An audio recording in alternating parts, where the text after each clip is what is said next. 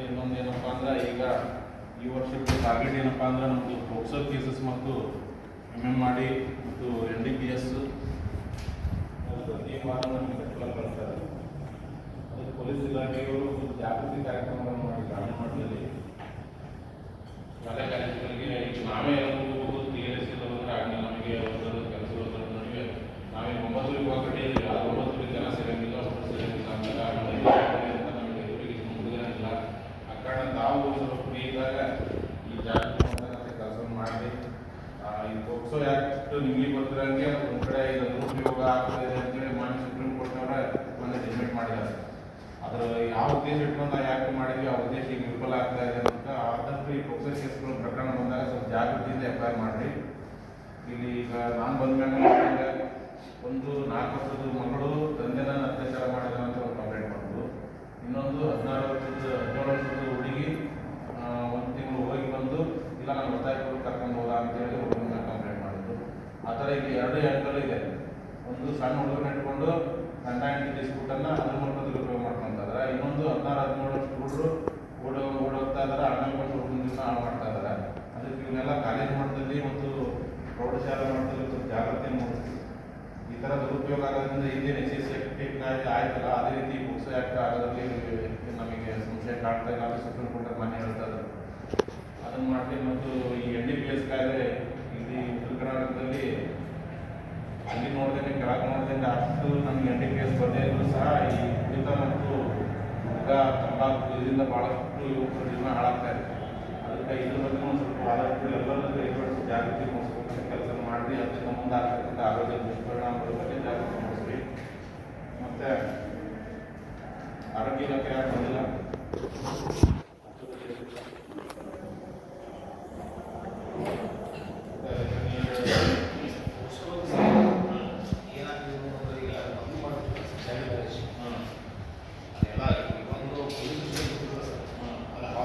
ಹೋದಾಗಿ ತಾಯಿ card Karnataka government schemes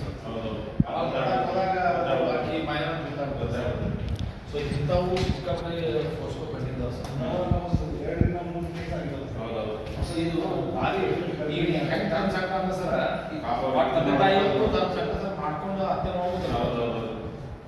ಅದ್ರ ಸಲುವಾಗಿ ನಾವು ಏಜ್ 14 ಬೆಳೆಸ್ಬೇಕಂತೇಳಿ ಭಾಳ ಪ್ರಯತ್ನ ಮಾಡ್ತೀವಿ. ಸೊ ಆಕಿ ಹುಡುಗಿಯರೇ ಮೈನರ್ ಸರ್, ಆ ಇವತ್ತಿನ ಕ್ಯಾರಿ ಮಾಡ್ತಾರೆ ಆಯ್ತಾ ಗಂಡನ ಮೇಲೆ FIR ಮಾಡ್ಬೇಕು ಸರ್.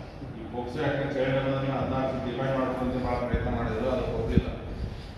ಅದು ಮಾಡಿದ್ರೆ ಉಪಯೋಗ ಆಗ್ತದೆ ಅಂತ ಹೇಳಿ ಈಗ ಇವಾಗ 17 ವರ್ಷಕ್ಕೆ ಓಡೋಗ್ತಕ್ಕಂಥ ಈಗ ಬಾಲ್ಯ ವಿವಾಹದಿಂದ ಆಲ್ರೆಡಿ ಮಕ್ಕಳಾದಂಥದ್ದು ಇವಕ್ಕೆಲ್ಲ ಈ ಪೋಕ್ಸೋ ಆ್ಯಕ್ಟ್ ಅಂತ ಈ ಥರ ಹುಡುಗಿ ಬಾಳೆನೂ ಆಳಿಂದ ಹುಡುಗನ ಬಾಳೆ ಆಳಿಂದ ಆಗುತ್ತೆ.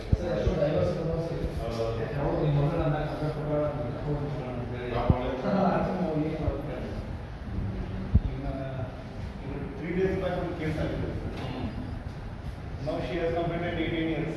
ಮದುವೆ 1 ವರ್ಷದ ಹಿಂದಾಗಿದೆ ಸರ್. ಅವಾಗ ಬಿಲೋ ಇದ್ರು ಸರ್ ಏಜ್. ಈಗ ಅವರು 498ಗೆ ನನ್ನ ಮೇಲೆ ನಾಟ್ ಸೌಂಡ್ ಕೊಟ್ಟಿದ್ದಾರೆ. ಈಗ ಇನ್ವೆಸ್ಟಿಗೇಷನ್ ಮಾಡೋಕೆ ಹೋದ್ರೆ ಚೈಲ್ಡ್ ಮ್ಯಾರೇಜ್ ಬಂದ್ಬಿಡ್ತದೆ. ಅದೇ ಇವೆಲ್ಲ ಘಟನೆಗಳನ್ನ ಒಂದು ಉದಾಹರಣೆಗೆ ಇಟ್ಕೊಳ್ರಿ.